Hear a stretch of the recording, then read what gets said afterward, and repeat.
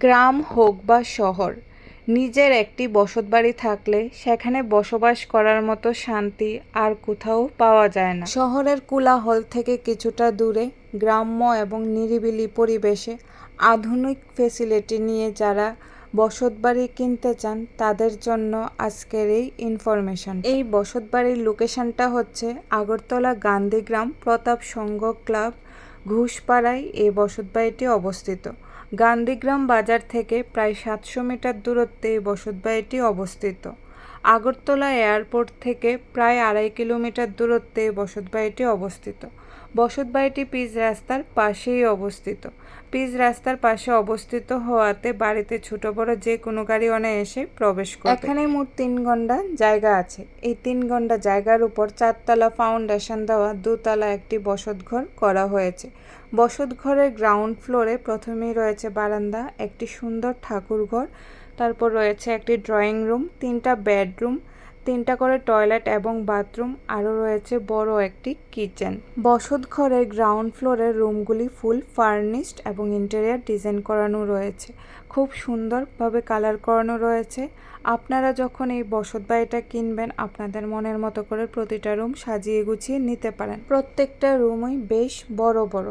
প্রত্যেকটা রুমের ফ্লোরে টাইলস লাগানো রয়েছে এবং প্রতিটা রুমে জানালা রয়েছে, যার জন্য আলো বাতাস সহজেই রুমে প্রবেশ করবে। এই বসতবাড়িটাতে জল এবং বিদ্যুতের সুব্যবস্থা রয়েছে।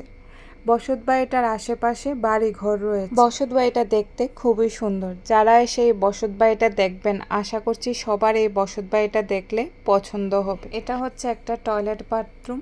চলুন এবার আরেকটা বেডরুম ঘুরে আপনাদেরকে দেখিয়ে দিচ্ছি। এটা হচ্ছে একটা বেডরুম। এই রুমটাও কালার করানো আছে এবং খুব সুন্দরভাবে সাজানো গোছানো রয়েছে। বসতবাড়ির গ্রাউন্ড ফ্লোরের প্রতিটা রুমে কালার করানো রয়েছে। বিল্ডিং বসতঘরের বাইরের অংশটা এখনো কালার করানো হয়নি।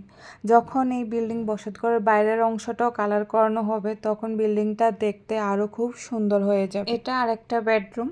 এই বেডরুমটাও খুব সুন্দরভাবে কালার করানো আছে এবং সুন্দরভাবে সাজানো গোছানো রয়েছে। প্রতিটা বেডরুম এবং প্রতিটা রুমই খুব সুন্দর। এটা হচ্ছে কিচেন। কিচেনে সেলফ করা আছে এবং মডিউলার ডিজাইন করানো রয়েছে। কিচেনটাও বেশ বড়।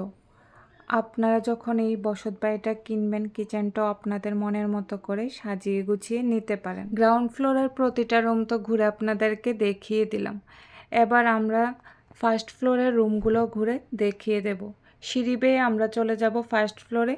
ফার্স্ট ফ্লোরে গিয়ে প্রতিটা রুম ঘুরে আপনাদেরকে দেখিয়ে দিচ্ছি। ফার্স্ট ফ্লোরে প্রথমেই রয়েছে একটি ওপেন বেলকনি এবং ফার্স্ট ফ্লোরটা এখনও আন্ডার কনস্ট্রাকশন অবস্থায় রয়েছে।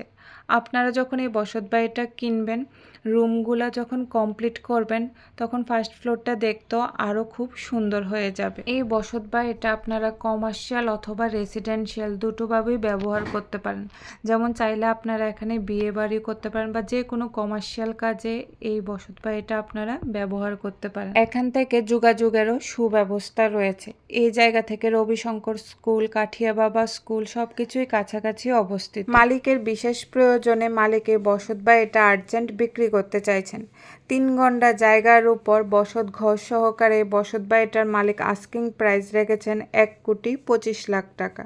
বসতবাড়িটা দেখে পছন্দ হলে আপনারা দাম দর করে ওই বসতবাড়িটা কিনতে পারেন। আমরা এখন চলে এলাম ছাদে। ছাদ থেকেও বাইরের ভিউটা ঘুরে আপনাদেরকে দেখিয়ে দিচ্ছি। 4তলা ফাউন্ডেশন দেওয়া 2তলা এই সুন্দর বসতবাড়িটা দেখে পছন্দ হলে হাতছাড়া করবেন না। আজই স্ক্রিনে দেওয়া মালিকের নাম্বারে যোগাযোগ করে আপনারা এই বাড়িটা কিনতে পারেন।